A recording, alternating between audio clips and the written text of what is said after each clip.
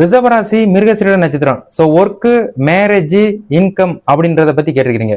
இப்ப ரிஷபராசி மிருகசீரிடம் அப்படின்போது வந்து திருமணத்துக்கு ஏதாவது நீங்க முயற்சி பண்ணிக்கிட்டு இருக்கிறீங்க அப்படின்னா அடுத்த வருஷம் 5வது மாசத்துக்கு மேல உங்களுக்கு திருமணத்துக்குரிய மாலை வந்து மறுபடியும் சாலிடா பூக்க போகுது அப்படின்றத ஞாபகப்படுத்திக்கிறேன். ஸோ அப்ப நீங்க வந்து ட்ரை பண்ணுங்க. இன்னையில இருந்து அந்த திருமணத்துக்குரிய விஷயங்கள்லாம் ஃபாலோ பண்ணிட்டே இருங்க. நல்ல ஒரு வரன், நல்ல ஒரு அமைப்பு வந்துச்சுன்னா தாராளமா நீங்க அடுத்த வருஷம் 5வது மாசத்துக்கு மேல திருமணத்துக்குரிய முயற்சிலாம் ஃபாலோ பண்ணலாம். ஸோ அது வந்து இன்னையில இருந்து ஸ்டார்ட் பண்ணிருங்க. ரெண்டாவது வந்து வேலை.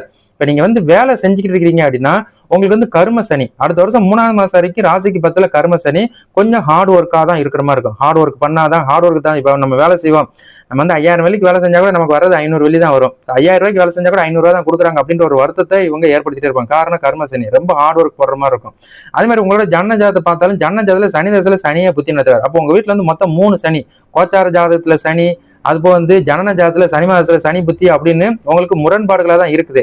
அப்ப இந்த சனியெல்லாம் முடிஞ்சதுக்கு அப்புறம் தான் உங்களுக்கு வந்து ஒரு பிரைட் ஃபியூச்சரே ஸ்டார்ட் ஆகும் அப்படின்றத நான் படுத்துறேன். ஸோ அப்ப ஜனன ஜாதத்துல சனி தசையில சனி புத்தி முடிஞ்சு புதன் புத்தியை ஸ்டார்ட் பண்ணும்போது ஒரு முன்னேற்றமான வாழ்க்கையும், அதே மாதிரி இந்த கர்ம சனி முடிஞ்சதுக்கு அப்புறம் உங்களுக்கு லாபாதிபதி ஸ்தானத்துல சனி வரும்போது அடுத்த ஒரு முன்னேற்றமான வாழ்க்கையை உங்களுக்கு இவங்க ஏற்படுத்தாங்க. ஸோ அப்போ உங்களுக்கு டோட்டலா உங்களோட சனி வந்து ரிலீஸ் ஆகும்.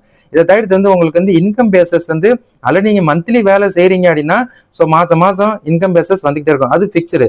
இப்போ மந்த்லி வேலை எப்படின்றத டைமிங் எல்லாம் இது பண்ணிட்டு அடுத்து அடிஷனலா ஏதாவது வந்து ஒரு பிசினஸோ இல்ல பார்ட் டைம் ஏதாவது ஜாப் பண்றதுக்குரிய விஷயத்தை ஃபாலோ பண்ணுங்க. அப்பதான் டபுள் இன்கம் வரும். டபுள் இன்கம் வந்துச்சுன்னா ஒரு இன்கம் வந்து கடன், ஸோ அந்த மாதிரி விஷயங்கள்லாம் ஃபாலோ பண்ணிக்கலாம். இன்னொரு இன்கம் வச்சு நம்மளோட ஃபேமிலி விஷயத்துக்கு நம்ம பர்சனல் விஷயத்துக்கு வந்து ஃபாலோ பண்ணிக்கலாம். ஸோ இப்படிதான் வந்து இன்கம் பேசஸ் ஏற்படுத்த முடியும். மற்றபடி வந்து ஜோதிட சாஸ்திரங்கள்ல இப்போதைக்கு வந்து உங்களுக்கு வந்து சூரியனும் புதனும் ராசிக்கு 3ல இப்போதைக்கு இருக்கிறாங்க. அதே வந்து இந்த சூரியனும் புதன் வந்து இந்த மாசம் வந்து டிரான்ஸ்ஃபர் ஆகி ராசிக்கு 4ல வந்து உங்களோட தொழில் தனது 7ஆம் பார்வையா அடுத்த ஒரு மாசத்துக்கு. ஸோ அப்போ 16ல வந்து சூரியன் டிரான்ஸ்ஃபர், 26ல இருந்து புதன் டிரான்ஸ்ஃபர்.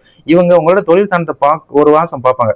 அதுல ஒரு ரெகுலர் இன்கம் பேசஸ் ஏற்படுத்துவாங்க. சப்போஸ் அவங்க ஏற்படுத்தாங்களா அப்படின்னு கேட்டா நம்ம வேலை செய்யணும். வேலை செஞ்சுக்கிட்டே இருந்தா part time, over time, so ஓடி இதெல்லாம் செஞ்சீங்கன்னா அதுக்கு தான் ஒரு எக்ஸ்ட்ரா இன்கம் வரும். வந்துச்சுன்னா அதன்படி வந்து இன்கம் வச்சு பேலன்ஸ் பண்ணிக்கோங்க. ஸோ இப்படிதான் நீங்க பேலன்ஸ் பண்ற மாதிரி இருக்கும். சரிங்களா?